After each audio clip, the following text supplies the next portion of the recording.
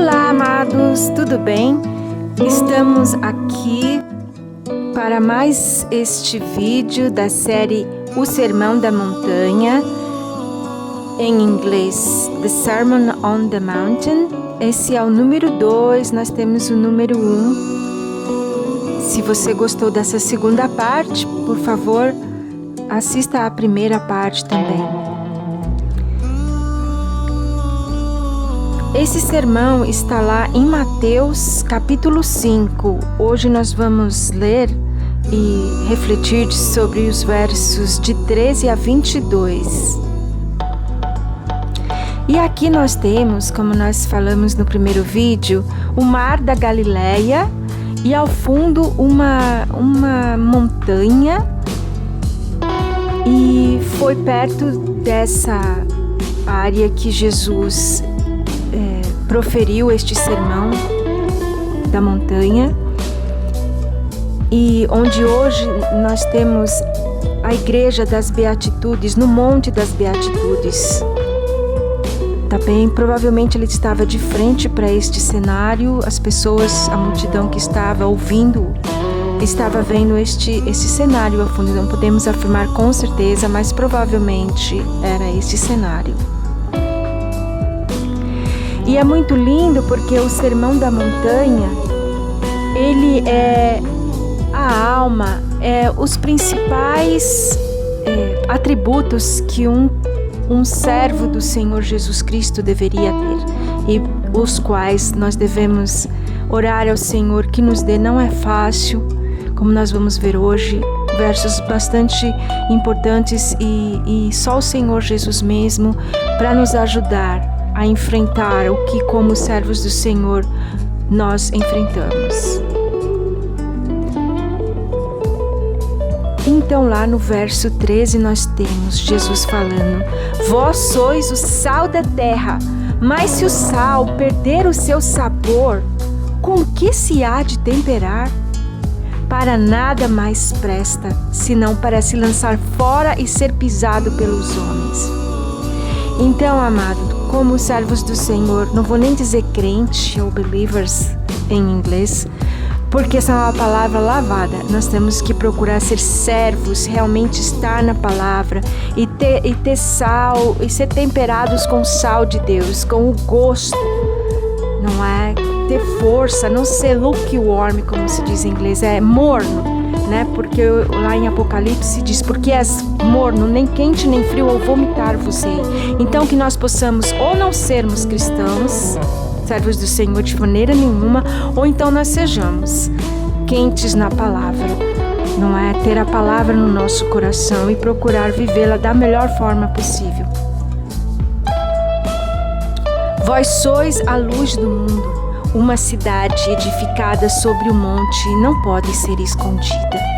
Então, que nós não tenhamos essa falsa humildade de achar que nós temos que ser tímidos, temos que ser destemidos em nome de Deus, e não termos medo de nos expormos. Porque como nós vamos ver à frente, a palavra diz que seremos perseguidos. Tem algumas falsas doutrinas aí que diz que quando você se torna cristão, tudo será um mar de rosa, você vai ser só super abençoado com coisas aparentemente positivas. Mas não, às vezes uma coisa aparentemente negativa é bênção pra gente, como nós vamos ver a seguir. Igualmente, não se acende uma candeia para colocá-la debaixo de um cesto. Ao contrário, coloca-se no velador, e assim iluminará a todos os que estão na casa. Assim, deixai a vossa luz resplandecer diante dos homens, para que vejam as vossas boas obras e glorifiquem o vosso Pai que está nos céus. A lei se cumpre em Cristo. Esses versos são tão poderosos que falam por si mesmo, não é? Muito lindos. Glória a Deus por isso. Não penseis que vim destruir a lei ou os profetas. Eu não vim anular a lei, mas cumprir. Aqui, essa cadeia de montanhas é o Monte Sinai. aonde Moisés recebeu as tábuas dos 10 mandamentos. Dizem que no tempo de Moisés esta montanha era verde, era florida. Não podemos saber, porque já há mais de 5.000 anos, quase 6.000 anos atrás, não há. E as pessoas, algumas pessoas, até pastores, falsos pastores, pensam que porque nós estamos sobre a graça de Jesus, a lei dos 10 mandamentos principalmente, não está sobre nós. Jesus veio cumprir a lei, não é? Veio cumprir a lei. E como nós vamos ver aqui, olha só. Com certeza vos afirmo que até que os céus e a terra passem, nenhum o mínimo traço se omitirá da lei, se omitirá da lei até que tudo se cumpra. Nem um pingo do i, nem um j, nada será tirado, mas Jesus veio trazer mais força ainda na lei, não é? Então, é preciso tomar cuidado, porque algumas pessoas acham que porque estão indo numa igreja, frequentando uma congregação, dando dízimo, e elas podem fazer coisas erradas, podem omitir a verdade, mas não é bem assim. Não é bem assim. Nós temos que dar o exemplo, não é? Para que a palavra de Deus não seja blasfemada. Qualquer, pois, que violar um destes menores mandamentos e assim ensinar aos homens será chamado de o menor no reino dos céus. Aquele, porém, que os cumprir, ensinar será chamado grande no reino dos céus. E aí pusemos esta foto que há um senhor com as mãos abertas e idolatrando o dinheiro. Falar aqui da teologia da prosperidade, ao qual vai contra a palavra de Deus, é um adultério contra a palavra de Deus. Não é que nós devemos ambicionar as riquezas terrenas, as riquezas humanas, quando não é verdade. Não é? A gente tem que pedir ao Senhor que seja o nosso provedor, que nos dê tudo aquilo que precisamos, sem que precisamos ficar mendigando, mas não que nós fiquemos, como a teologia da prosperidade, que algumas igrejas ensinam, ambicionando ser ricos. Sim, espiritualmente, sermos cheios do Espírito, mas não ricos materialmente, porque as riquezas, o dinheiro, pode acabar se tornando um ídolo, pode acabar se tornando um Deus, e não é isso que nós devemos buscar. Porque vos digo que se a vossa justiça não exceder a dos escribas e fariseus, de modo algum entrareis no reino dos céus. Escribas eram os homens no passado que copiavam as leis e os livros, principalmente a Torá, os primeiros 5 livros da Bíblia, que é o Pentateuco, de Gênesis até Deuteronômio. E os fariseus eram os altos sacerdotes do tempo de Jesus que foram eles que conseguiram que Jesus fosse crucificado sem ter cometido nenhum pecado, somente ajudado as pessoas, curado, até ressuscitado. Não tinha nenhuma falha em Jesus, não é? E ele foi crucificado.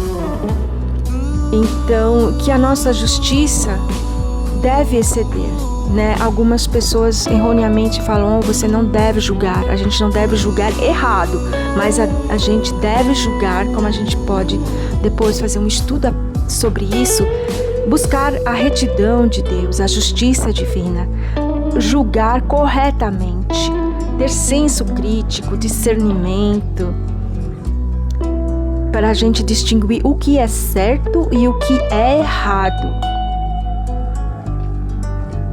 Ouviste que foi dito aos antigos: não matarás, mas quem assassinar está sujeito a juízo.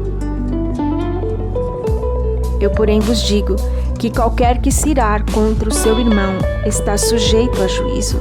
Também qualquer que disser a seu irmão raca, que quer dizer louco, será levado ao tribunal. E qualquer que o chamar de idiota está sujeito ao fogo do inferno.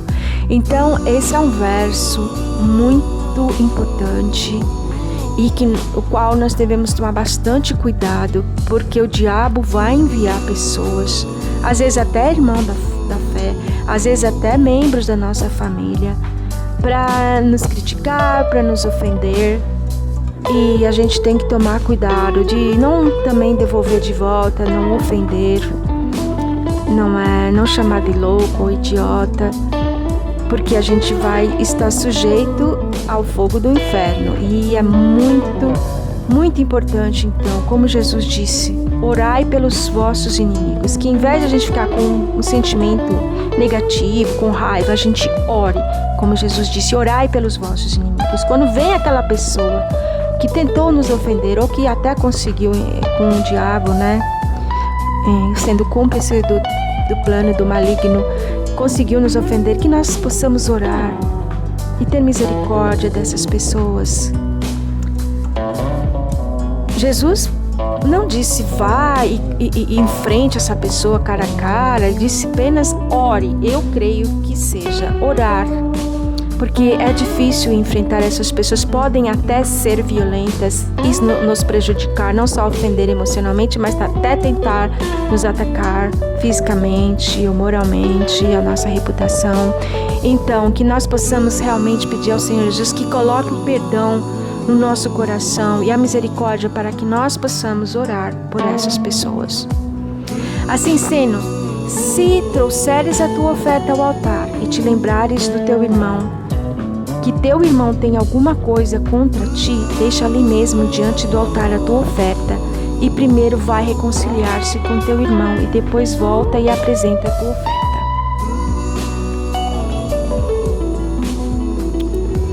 Então aqui nós terminamos essa segunda parte e continuaremos esta série do Sermão da Montanha, e que esses versos possam ter nos abençoado e nos levado a refletir, e que o Senhor Jesus nos abençoe e nos ajude a viver estes versos, que não é fácil, não é, irmãos? Irmãos, e quem não é irmão também na fé, você que é novo aqui, não tem Jesus Cristo como seu Salvador.